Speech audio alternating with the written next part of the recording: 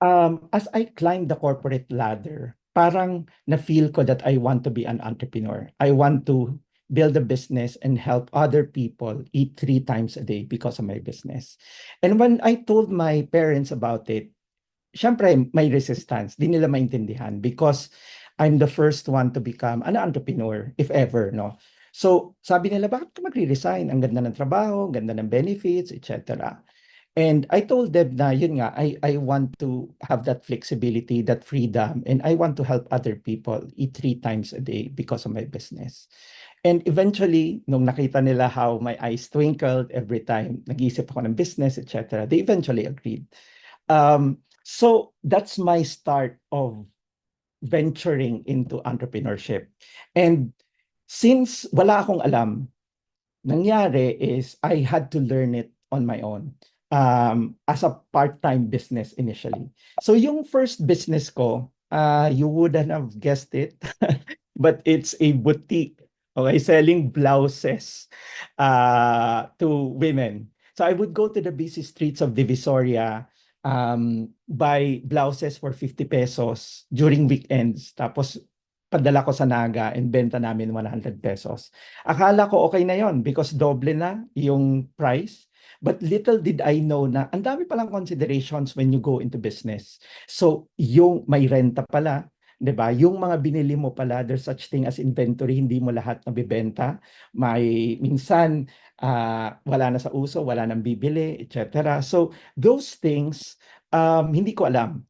And when the sellers from Manila came to our province and sell cheaper clothes, wala akong magawa. So I had to close it after 1 year. Pero sabi ko, sige, laban pa. So I saw this technology, the mobile car wash. It was beginning to get popular here in Manila. That was 2004, 2005. Sabi ko, sige, gagawa ako niyan. I designed my own mobile car wash, studied how it works, na walang saksakan, walang kuryente, etc. And I put it in the biggest mall in our province. But then, marami na naman akong hindi alam. My sales projections were too high. Tapos dun ko na-realize na mahirap mag-manage ng tao. Ito yung first time ko ma-experience na you talk to a person, heart to heart, they said na they're loyal to you, 'di ba? They want to help you, etc. Pero pag talikod mo, bubulsa na nila yung benta and hindi na declare. So, those complications, I was managing the business remotely. I was here in Manila. Eventually, yun, put a death, kumbaga, yun, caused the business to fail. So, hindi pa rin. My third attempt, sabi ko, gusto ko talagang maging negosyante. So, I saw this lot overlooking our city. So, sabi ko, ang ganda nito parang pwede ko siyang gawing Tagaytay, Antipolo. It's the first of its kind in our province. So, I bought that, developed that land, and it became popular. Every weekend, may mga pumupunta doon just to enjoy the serene surroundings, diba, nature, and overlooking the city, etc. But then I encountered another problem that I did not anticipate. So that time I felt na may security risk kasi nasa bundok siya. So parang feeling ko it's not worth it. So sabi ko, i-let go ko. And all of these three businesses, I've lost probably about 1 million pesos from my own personal savings. So after my third attempt in becoming an entrepreneur, sobrang nasaktan talaga ako. Kasi yun, from being na walang pera, nakaipon, tapos 1 milyon yung nawala sa akin because of these businesses. Sabi ko parang hindi ata sa akin bagay maging entrepreneur. Pero I said to myself, pasasaan ba't tatamaan ko rin yan? So I, s- um, I saw this technology that can save up to 96% on printing cost. So ito na yung beginning of Ink All You Can. And this is the first picture, a bazaar that we had in Mega Mall in 2005. And from there, we were able to expand Ink All You Can na to around 30 branches in SM malls. And yun, got Christian Bautista as our brand ambassador. So if I look at all those trials, I saw this quote that really summarizes, no, for those employees who are really afraid to become entrepreneurs.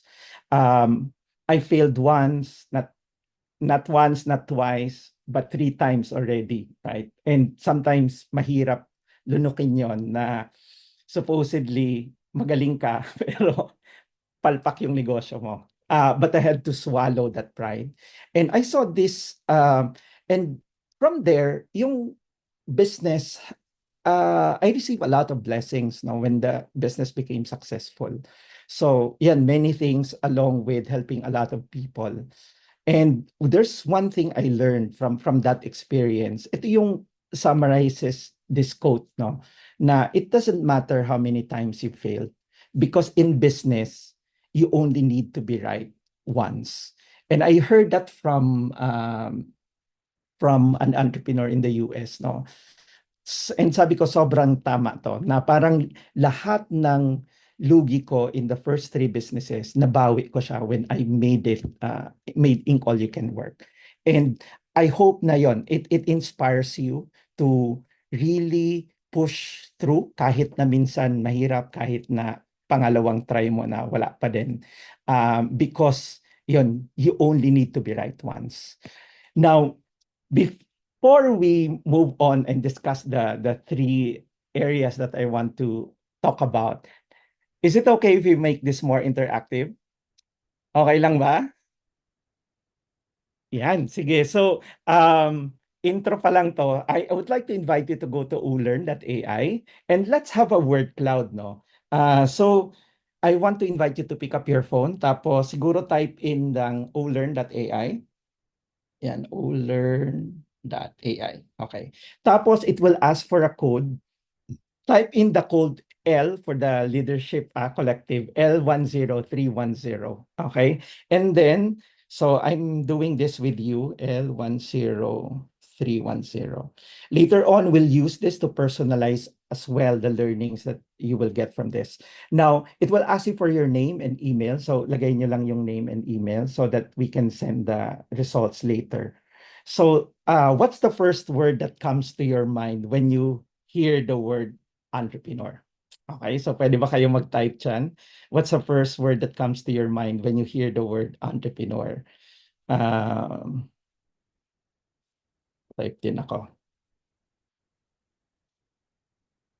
Okay, sige. So, the bigger the word, the more people who answered it. So far, parang freedom, success, risk, innovation, capital. Meron pa bang iba? Business. Okay. There's also yan, hard work. Okay. Interesting. Okay, sige. Now, let's move on. So sabi ko nga, we'll talk about three things. So let's talk about the first one, difference between employee and entrepreneur, the three R's. So the first one is risk. No? So generally, kapag empleyado ka, medyo risk averse tayo. Okay, parang medyo minimal lang yung risk that we are taking. Yes, we are also taking risk from our role, 'di ba, from our job, pero hindi kasing risky ng mga tinitake ng entrepreneurs. So, yung entrepreneurs kumbaga thrives on taking risks kasi the bigger the risk, generally the bigger the reward. Okay? So depende sa comfort level mo.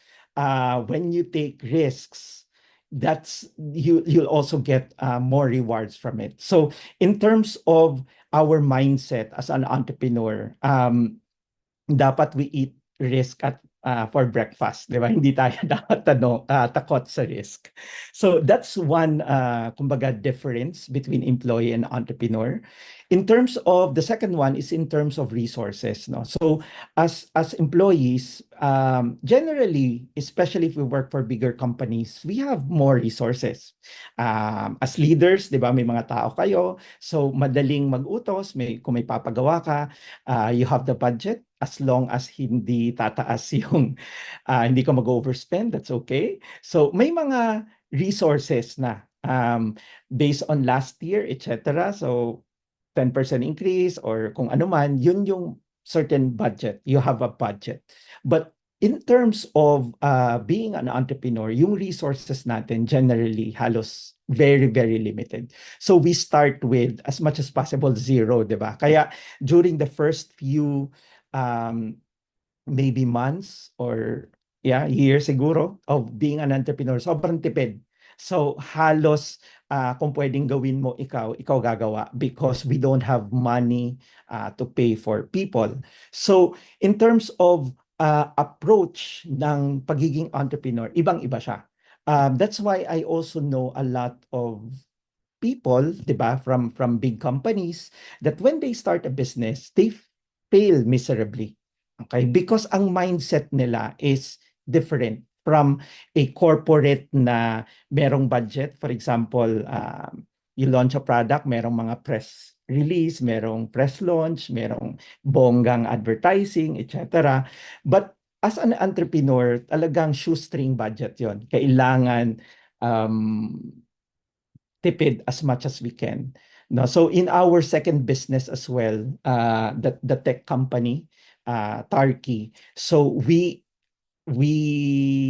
developed Tarki, what they call bootstrap. So hindi kami humingi ng investors money to create Tarki. So we developed Tarki from our own money. Okay? And during that time, it was very hard kasi during the 2012, 2014, 2015, the mindset of startups in the Philippines is to get funding.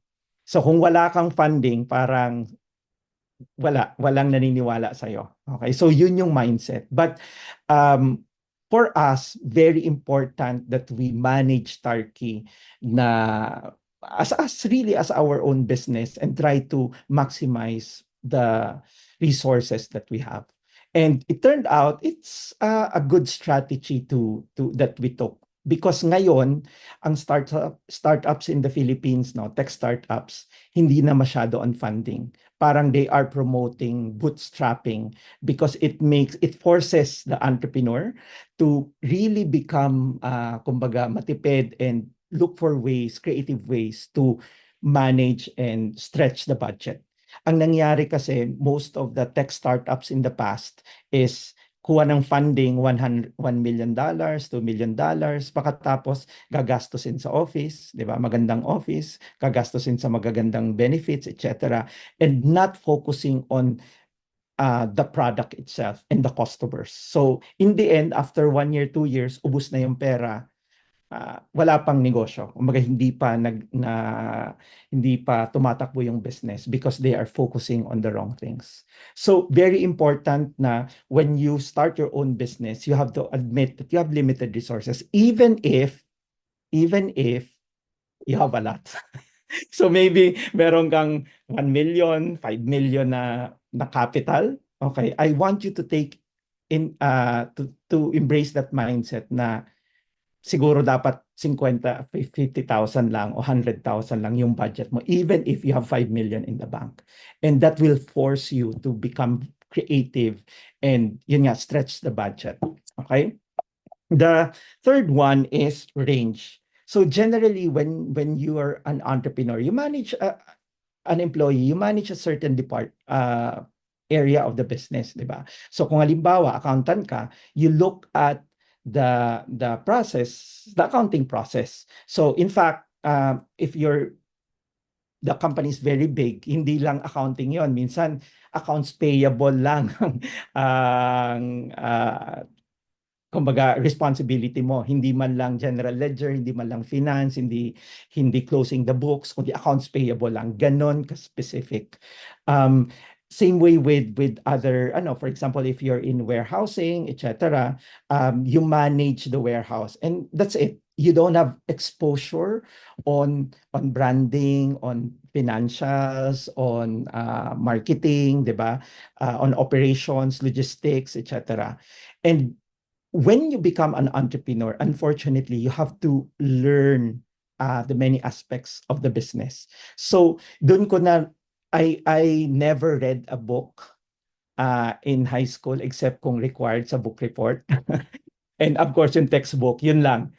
Pero when I became an entrepreneur, I had to read a lot of books, marketing, sales, especially because I'm not a salesperson, etc. So very important na you look at the other aspects of the business and kailangan mong maintindihan yon. Otherwise, medyo mahirap kung sakaling ang expertise mo is that particular area of the business only. So generally, if you are not proficient, 'di ba, or comfortable in other areas, kung may makukuha kang partner, that would be good. That would complement you, 'di ba? Maybe magaling ka benta pero hindi ka magaling sa operations. Maybe getting someone who's good at operations will help will help the business. Okay? So those are kumbaga simple things that differentiates employee to entrepreneurship. Now I want to personalize this. Go to olearn.ai again. And if you've done the exercise earlier, no, so you can click on enter another code. So meron dyan sa baba. Enter another code. And the code is L10320. Okay, 320. So submit. And then, it will ask you for your role. So, input your current role. So, ano ka ba ngayon? Finance manager ka ba? O kaya, operations manager? Or kung ano man. So, input your current role and input the product that you want to sell. Okay, ano bang iniisip mong negosyo? Okay, so do you want to do consulting? Do you want to sell mobile phones, IT products? Or you want to do food, di ba? Restos or food carts, etc. Put that in and then yon save. Tapos it will allow you to go here and then click on personalize for me. So now what it will do, so yan, I hope yan, you're doing this, I'm doing it as well. So it will give you the three areas that we've discussed about: the risk, the resources, and the range. Okay? And then it will give you, kumbaga, explain how those three R's apply to you and your potential business. Okay, so nandyan as an employee, as an entrepreneur, and you also have tips there. Okay, can you type R if you've generated this para lang alam ko na yan, meron na kayong na-generate. Ayan. Ayun, okay. So, how is it ba? Is it helpful naman ba tong sinabi ni AI? Okay, so yan. You can click on the button there, email this to me, so you can, so that will be emailed to you and you have a copy. Okay? Okay, sige. So now we've talked about differences between employee and entrepreneur. Let's talk about the signs that you're ready to take the leap. This is one of the, kumbaga, things na I have to ponder on for a while, for several months. Magre-resign na ba ako? Hindi, etc. Because, nag-start ako ng business and it's doing well, pero I still have my day job. So, kailan ba ako magre-resign? So, I'd like to offer three, kumbaga, principles and thoughts on this. So the first one is profit. So that means that your profit equals your take-home pay. So very important na, for example, for a simple illustration lang, no, 100,000 yung sweldo mo, kumita yung business mo ng, let's say, 50,000. Ako, I won't advise na mag-resign ka lang. Okay? Ang minimum sa akin is dapat yung take-home pay mo na 100,000, take-home pay, not the salary. And so take-home pay, and ang profit mo is also equal to 100,000. Now, the thing is, if you can manage it part-time na 100,000, di ba? Maybe you're spending 10 hours, 20 hours a week. Imagine what you can do if you're full-time already. So that means na yung 100,000 should become 2 times, 3 times, 5 times more if you're focused on the business. So, but at the minimum, ako dapat profit equals your take-home pay before you take that plunge. Kasi medyo mahirap pagkamali. Now, the second one is in terms of pocket. You should have cash of 12 months of your monthly expenses. So during that time, binata pa ako, I think ang monthly expenses ko lang ng 30,000. So ganun lang kasimple times 12. So 360. So dapat may 360,000 ako in the bank. And ang reason behind that is you don't know, okay, what will happen. So minsan may emergency, di ba? Na aksidente o may kailangan ng pera, etc. So kung wala kang extra money in the bank, mahirap. Okay, so dapat yung cash mo is 12 months of your monthly expenses. And then lastly, you should be ready emotionally. So very different ang life as an entrepreneur.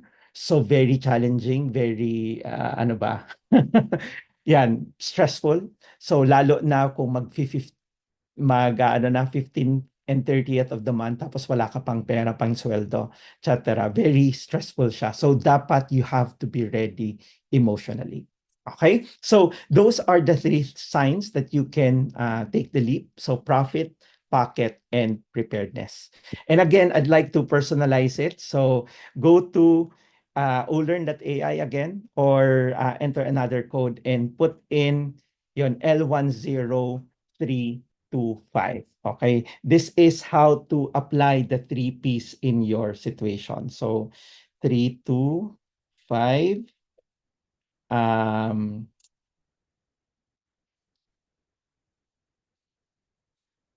so I'm also generating it.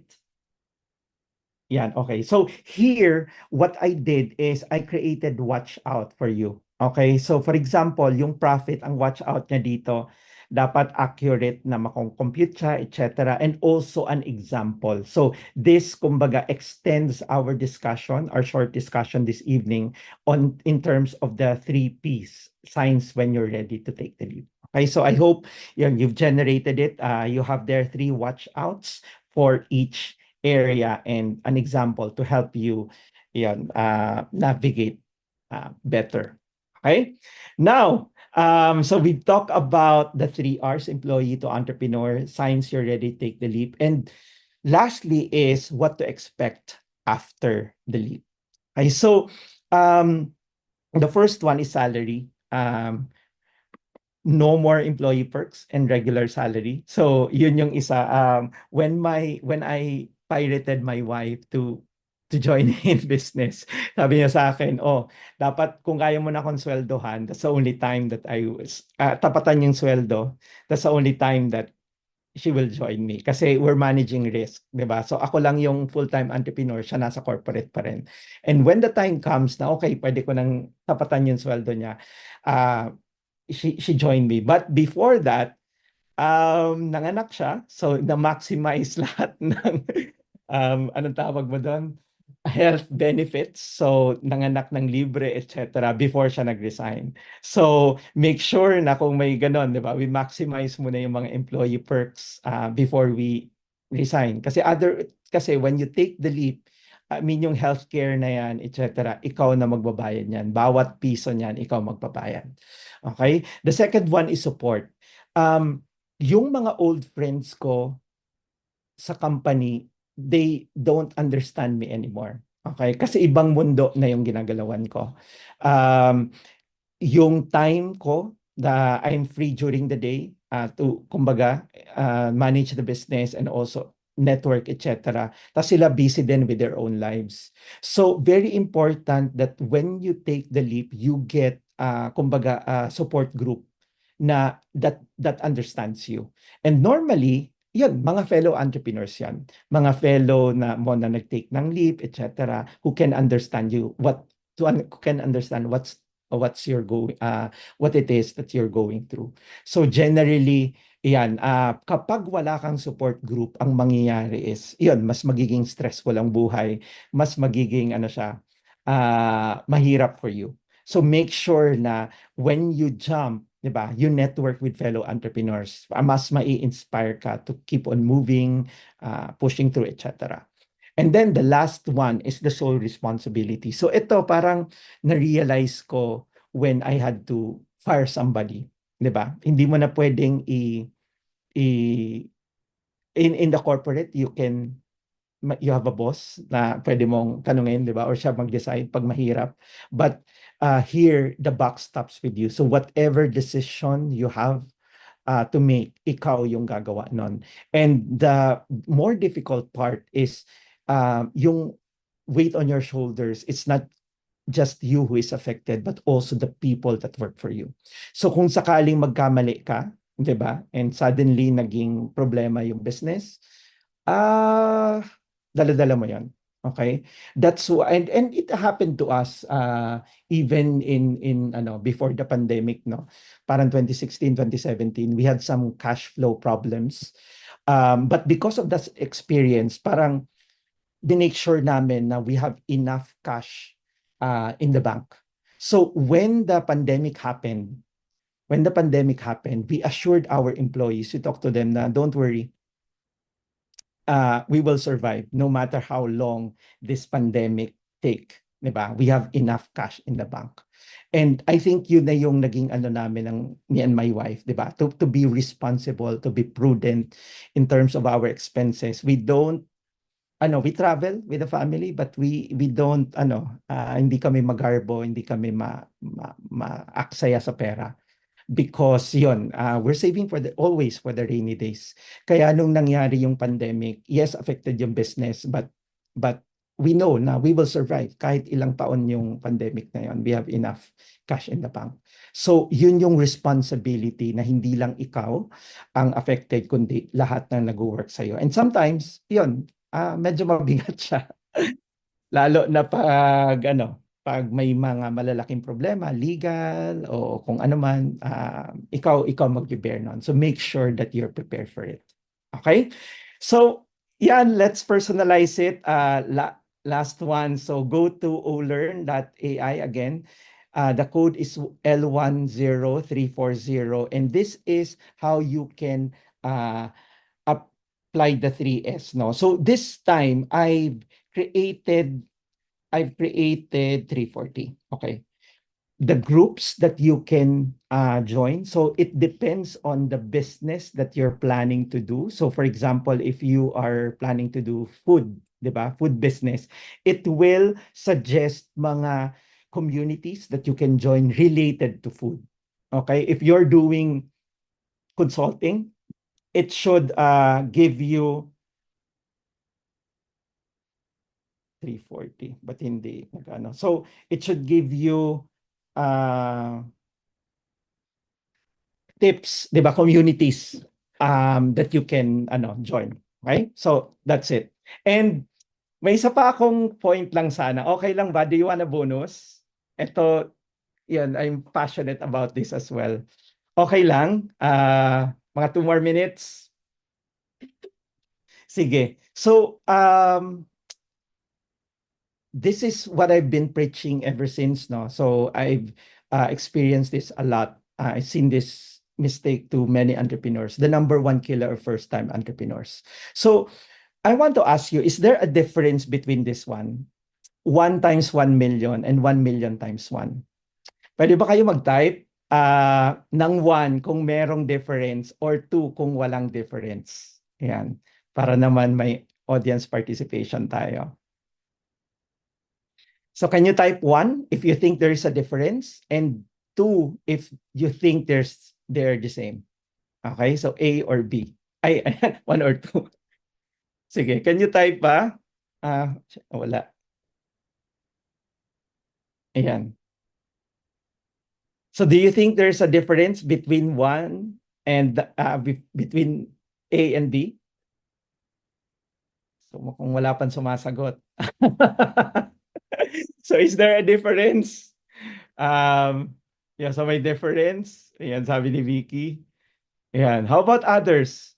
Can you, 1, so ibig sabihin, there's a difference. Okay, 1 if there's a difference, 2 kung walang difference. Sige, so, yeah. Ilan pa lang ang sumagot? Okay, sige. Very important tong concept na to. So I hope you'll answer. Para yan, mas mag-stick sa inyo.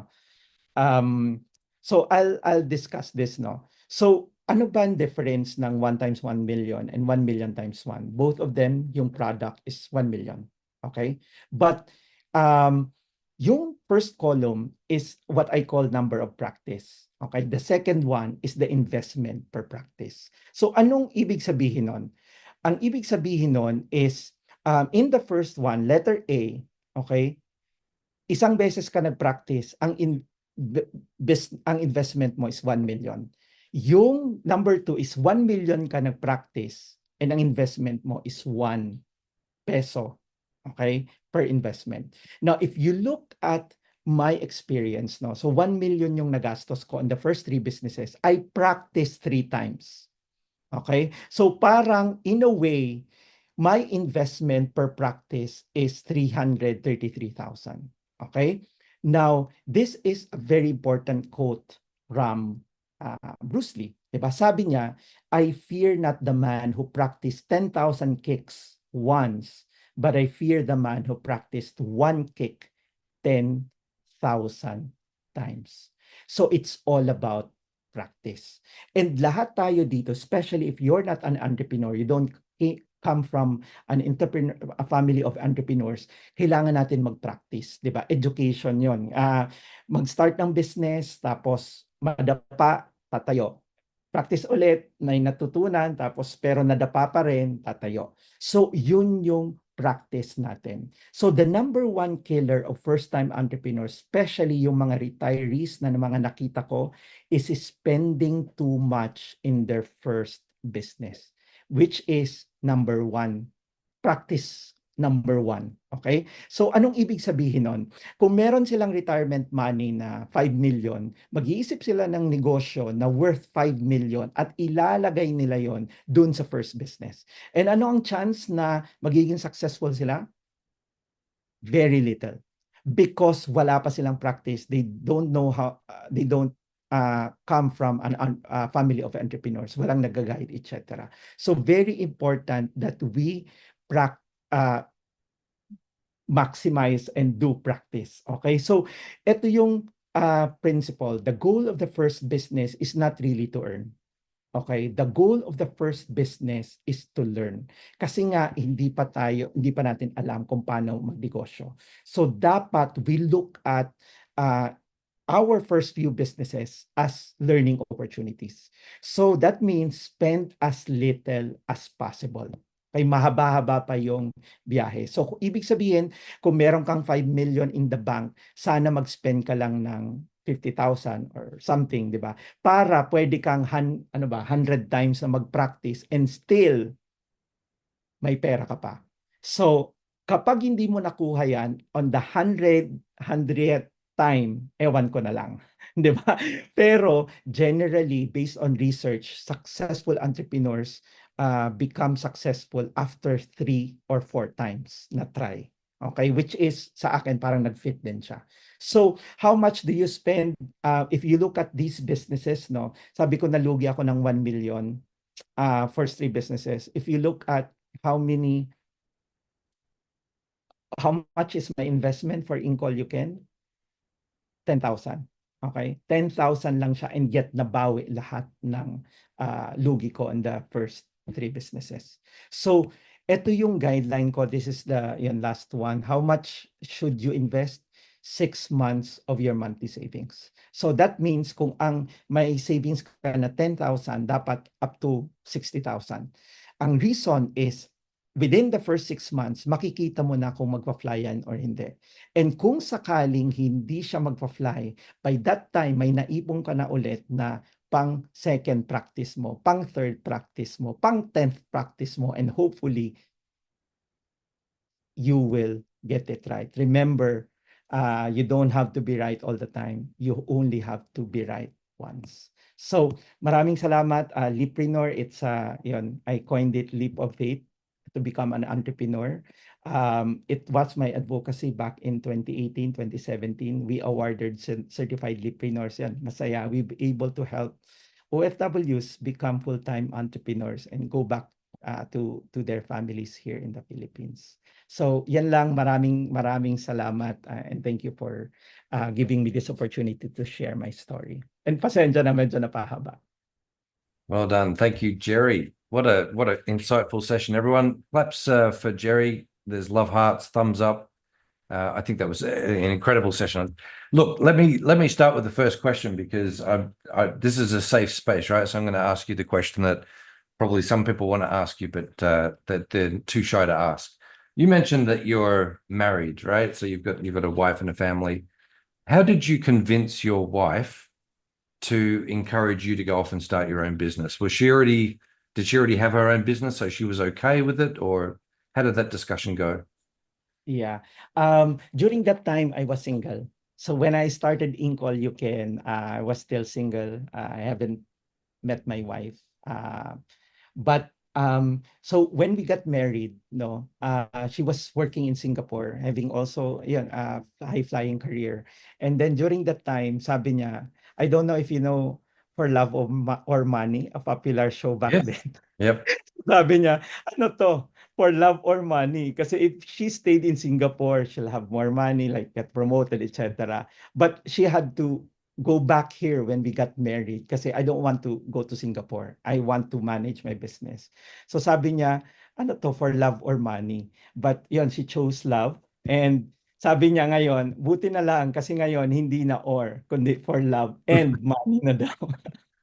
So you got off well, but okay, so let's say that there are people who are watching tonight who want to make the leap. They're married. They need to sit down and have that discussion with their partner about this is what I want to do. How would you guide them on having that conversation? Yeah. So, very important that you, in a way, minimize the risk. So I don't advise you to like jump right away to entrepreneurship, right? And resign from your job. My advocacy is to really do it part-time because it's very hard when you have kids, di ba? When you have family, wife, etc. When you have to support many people, na suddenly you resign. So do it as a part-time business. Just talk with your wife and get her understanding because things will be different. You will be very busy. So during the time that I was working and managing the business, I have very set schedule. After 5, I eat dinner, and 7 I work on the business until 12. That's Monday to Friday. Saturday full business. Sunday half day business, and then on the evening church and personal time. So it was really hard. So I think very important to have that conversation with your wife, to get her support, that you will be embarking into this business, even if it's just part-time. And I think if you explain that it's really for in a way for the family, like especially if you're seeing that you're not happy with your work anymore or for whatever reason, I think that your partner would understand if you explain it that way, and if you explain it that you will not do it recklessly, that you will try it on the side first and see if it works, and then when the time comes that you're ready, that's the time that you will resign and go full on board. Nice. You don't want to give your email address away as a counselor for those conversations, do you? Question from the audience. Have you heard of anyone who took the leap and then took the leap back and went back to corporate, and what happened? Sorry, have I heard about? Anybody who took the leap from employee to entrepreneur and then it didn't work and they took the leap back to corporate? Okay. So, for the audience pa yan? Sorry. Yeah. Audience question. Sorry. Audience question. Okay. So it happens. It happens. Sometimes you feel that this is it, but things happen, like the pandemic, right? A lot of entrepreneurs, a lot of businesses closed down during the pandemic, and those that were not able to pivot had to go back to employment. So it happens. It's Yeah, you have to be prepared. That's why I think before you take that leap, you have to have a solid business. Like I've explained about the take home pay, and also there's like if you're running it for several, hopefully for at least 1 year, 2 years, preferably, so that you know the consistency, because it may be that that business is like famous in the first year only, but it's a fad, right? The following year, yan, bagsak na. So there are things that you can do to prevent that, because it's extra hard as well if you have to go back to corporate. Yan, Okay. it's a big stab on your ego as well. I'm sure that Anxiety. I'm sure it does. And look, it's I think it's a question that a lot of people are worrying about. I was quite surprised actually in the word cloud. There was one word that was missing, which was fear. I Mm. thought fear would be a thing that people would raise up. A question, a direct question from somebody else in the audience. In the initial stages when you decide to take that leap and you're consumed with the fear of failure, the fear of embarrassment and everything else, what's your secret power to getting over that fear factor? Mhm. I let me just go back to the previous question, Sean. No? If ever that happens, you'll be a smarter employee, a way smarter employee, a better manager. So if you really had to go back to employment, I mean, that's the way it is, but don't, kumbaga, put yourself down much, right? Because you've learned a lot from the business, from managing employees, from handling customers, Yeah. etc. So whatever you, kumbaga, take on as a corporate position, etc., you will be much better manager, leader, etc. So nothing is lost. Nice. So going back to your question, how did I manage the fear? Fear. Yep. I guess it's you have to. For me, it's knowing why I want to become an entrepreneur, and that is the supposedly the time freedom that I have, that, and also being able to help others. We always say, right, that our why should be higher, should be bigger than whatever fear we have. And if you're really clear on your why you want to become an entrepreneur, whatever challenges you encounter, you'll just push through. And I think that helped me, uh, in a way, survive all those challenges. Great. Nice answer. Another question from the audience from John. What helps on choosing the right kind of business to try first? Yeah. Yeah, very good question, John. So, my principle, right, in the is um number of practice. So that means in terms of the criteria that I would like you I would suggest to you that you take into account in terms of starting your business, dapat low capital. So, I've proven it time and time again that now, especially now, you can start businesses with just 10,000 or less capital. You don't need 100,000, you don't need 1 million. That's why when I meet aspiring entrepreneurs telling me that I can't start my business because I don't have capital, I need to loan from the bank, etc. That's too risky. Putting your house on collateral, right? Because you want to start a business, and then it's your first practice. That's very, very risky. So in terms of the businesses that you can start, the first practice, it's just that capital is so low. Kung pwedeng libre-libre, laway lang yung puhunan. And in your first business, as I mentioned, the goal is not to earn, but to learn.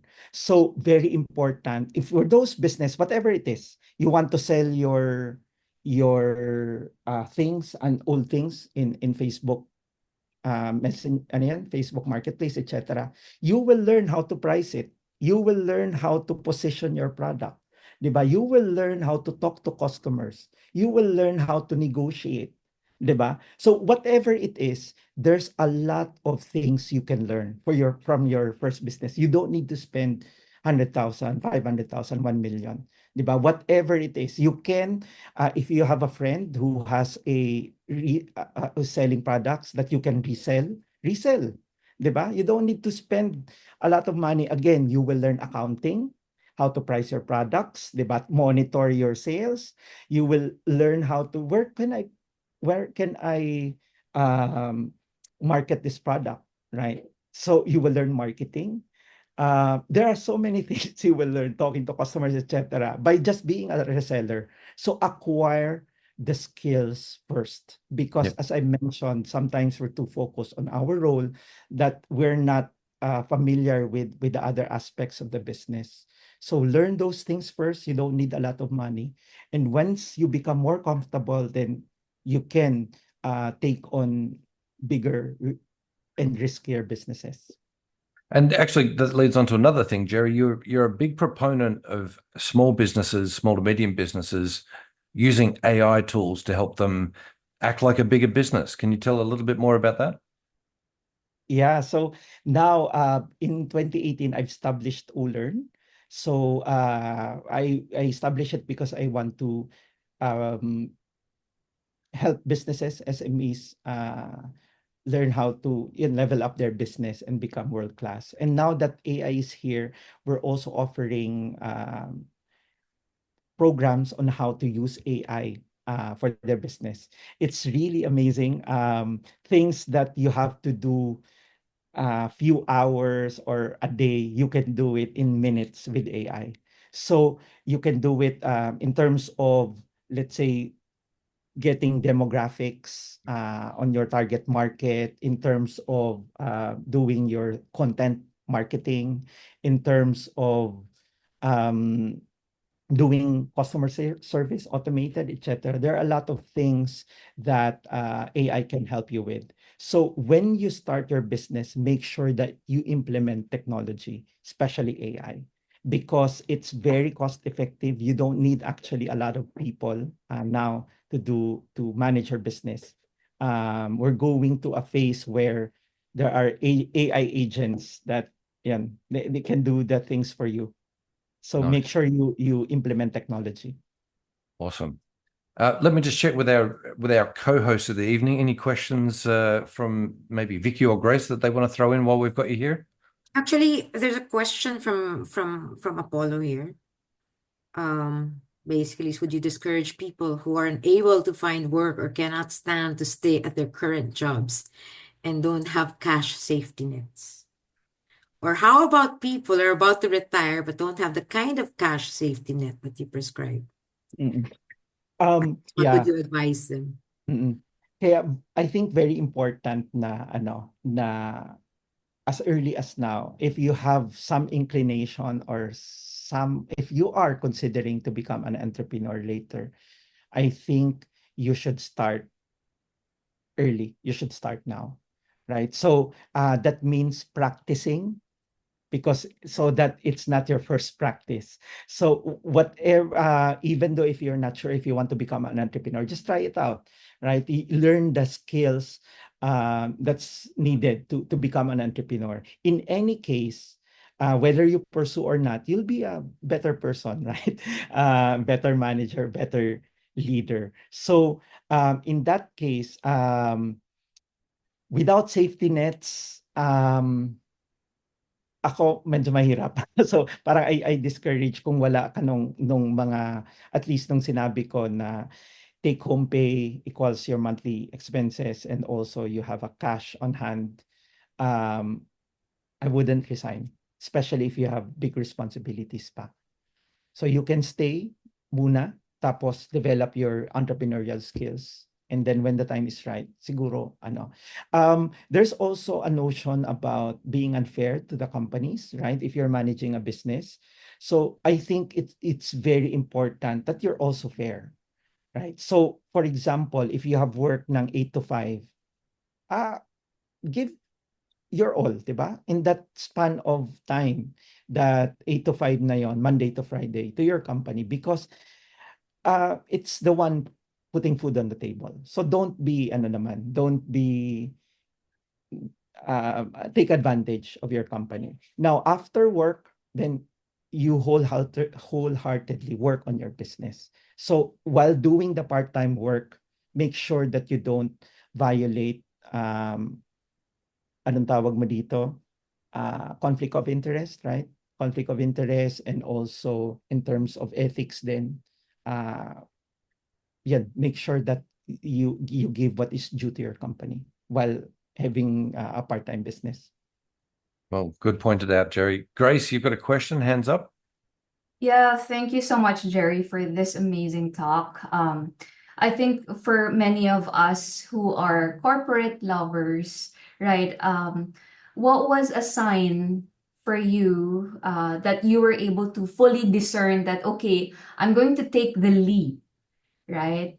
Number one question, what was the sign, aside from all of the obvious reasons, that you're about to take that leap? And now the second question was that I love the fact that you talked about a community and how it can support your decision, right? Now, my question would be, did you have a coach or a mentor that actually helped you um, have that mindset of, you know what, I can do this. And I think it's about time for me to do this because my mentor believes in me. Why will I not believe in myself? So, two questions for me. Thanks, Jerry. Yeah. Thanks, Grace. So the final straw, I remember it. The final straw was it was Holy Week.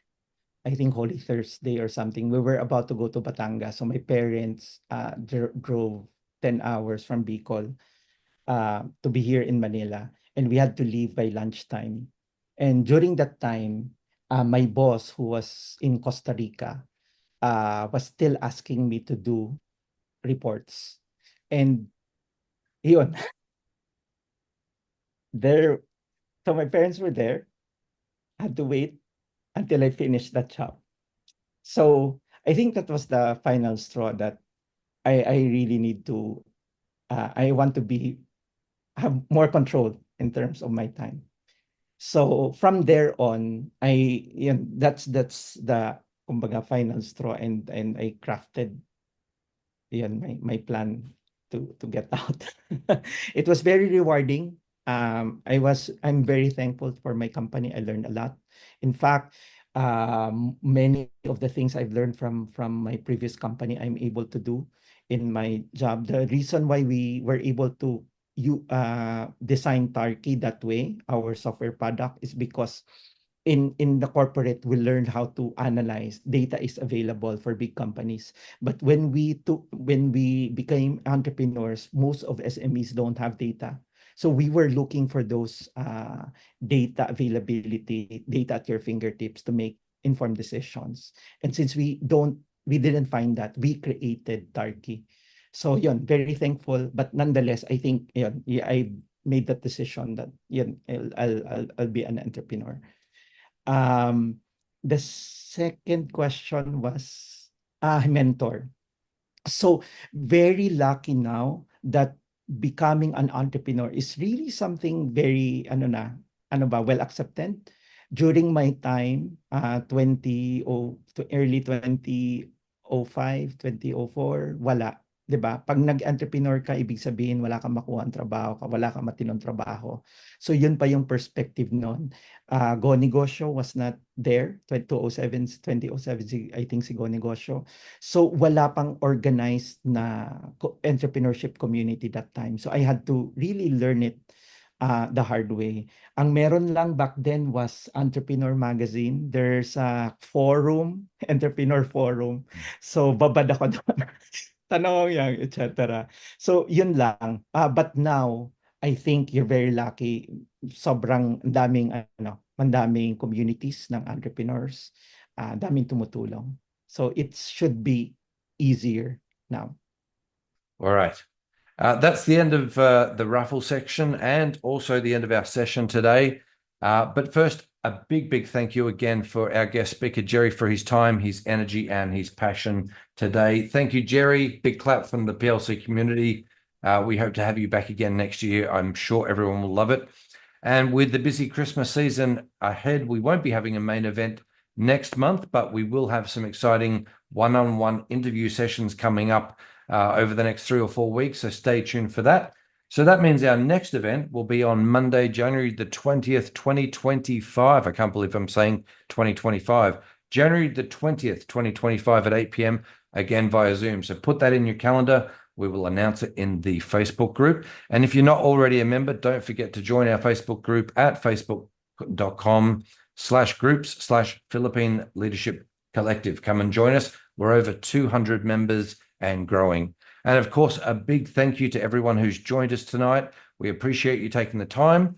We hope you've had fun, and we hope you've found some inspiration from the session. I think there'll be a lot of new entrepreneurs coming out in 2025, and we look forward to seeing you at our next event.